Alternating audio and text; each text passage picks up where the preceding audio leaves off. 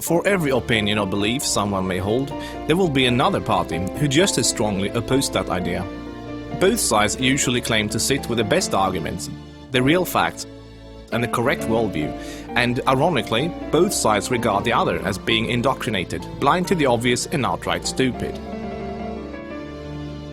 Most people only expose themselves to information that matches their own worldview. It is uncomfortable to do otherwise. Still, we would like to give you some surprising information about Islam. We also urge you to look further than only mainstream media, and if you can find the time for it, read the Quran yourself. To get you started, we'd like to present you 3 things you probably did not know about Islam. 1. Islam has not been hijacked. That Islam has been hijacked is what non-Muslims naturally assume, because they assume all religions are the same. The reason non-Muslims are so easily confused is that most of us don't realize the difference between the Quran and every other religious book we are familiar with. The Christian Bible is a collection of writings from various authors, written sometimes hundreds of years apart, with parables, advice and dreams, all collected together into one book. Same with the Jewish Torah. Even those of us in the West, who are neither Christians nor Jews, are still familiar enough with these religions to know this much, and therefore we assume the same is true for the Quran. But the Quran is only one book written by one man in his own lifetime. It is meant to be taken literally, and it is not full of symbolism or vague analogies. It is mostly direct commands. Of course, the Quran contains contradictory statements, just like other religious books. But the Quran itself provides the reader with a way to know what to do with the contradictions. It's explained in the Quran that if you have 2 passages that contradict each other, the one written later supersedes the one written earlier. Most Westerners are unaware that the peaceful, tolerant passages were written early in Muhammad's prophetic career. According to the Quran, those passages have been abrogated by later, more violent and less tolerant passages. So, when most Westerners hear jihadists quoting violent passages from the Quran, and then peaceful Muslims quoting peaceful passages, they interpret that the way they would if someone was quoting the Bible or the Torah. They think to themselves, oh, there must be many different and contradictory passages, like there are in other religious books, so Muslims can pick and choose what they like and justify whatever actions they want to take. But the Quran is nothing like that. There is no picking and choosing. It says very explicitly and in no uncertain terms that a Muslim must not alter or ignore any part of its very clear and direct message, or they will burn in a fiery torment forever.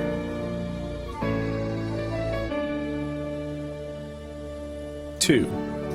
Striving to institute worldwide Sharia law is a religious duty. Many people don't realize how politically oriented Islam is at its core. In fact, Islam is less of a religion than it is a religious ideology.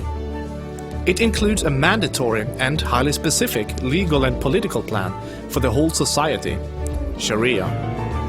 There is no separation between the religious and the political in Islam.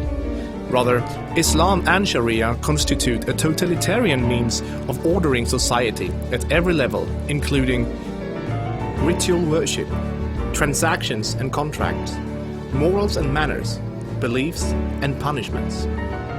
In the Quran, Allah makes it clear that man-made governments, such as a democracy, and free speech, such as criticizing the Quran, are abominations and must be eliminated.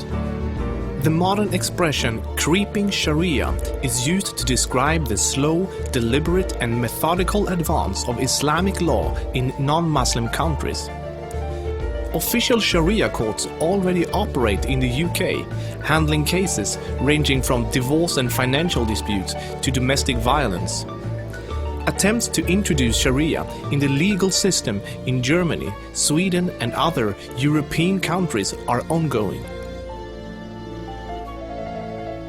While Sharia already has a foot in our door in the matter of minor disputes like inheritance and domestic violence, it should concern you that Sharia commands that drinkers and gamblers should be whipped, allows husbands to hit their wives, allows an injured plaintiff to exact legal revenge, literally an eye for an eye, commands that a thief must have a hand cut off, commands that homosexuals must be executed, orders unmarried fornicators to be whipped and adulterers to be stoned to death, orders death for both Muslim and non-Muslim critics of Muhammad, the Quran and even Sharia itself, orders apostates to be killed, commands offensive, aggressive and unjust jihad. As written in the Quran, Sharia is the law of Allah. Any other form of government is a sin. It is the duty of every Muslim to keep striving until all governments have been converted to Sharia law.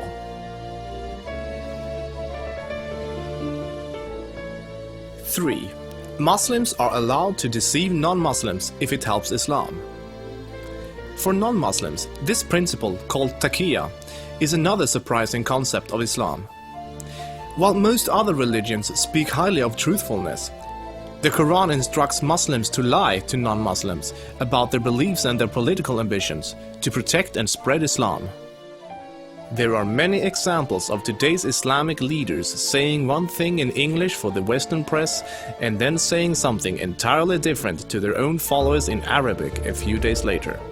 Deceiving the enemy is always useful in war, and Islam is at war with the non-Islamic world until the whole world follows Sharia law. All non-Muslims living in non-Islamic states are therefore enemies. So deceiving Westerners is totally acceptable, even encouraged, if it can forward the goals of the spread of Islam. As a recent example, the Islamic American Relief Agency were seemingly raising money for orphans, but in fact giving the money to terrorists. They deceived good-hearted Western infidels into giving money to organizations that were actively killing Western infidels. Do the research yourself, this is not an isolated case. Islam as a religion of peace. Muslim organizations worldwide often declare that Islam is a religion of peace. But what does that really mean? It seems easy for a Muslim to quote a peaceful verse from the early parts of the Quran, while, by following the principle of taqiyya, neglecting to mention the fact that it has been officially abrogated by later, more violent verses. According to the Quran, the world will be at peace only when Islam and Sharia reign in every country, and never until then. This is why every Muslim can truthfully say that Islam is a religion of peace. If any of these points took you by surprise, then there is surely much more you still don't know. This subject will affect you in the near future, so take the chance to inform yourself now before it does.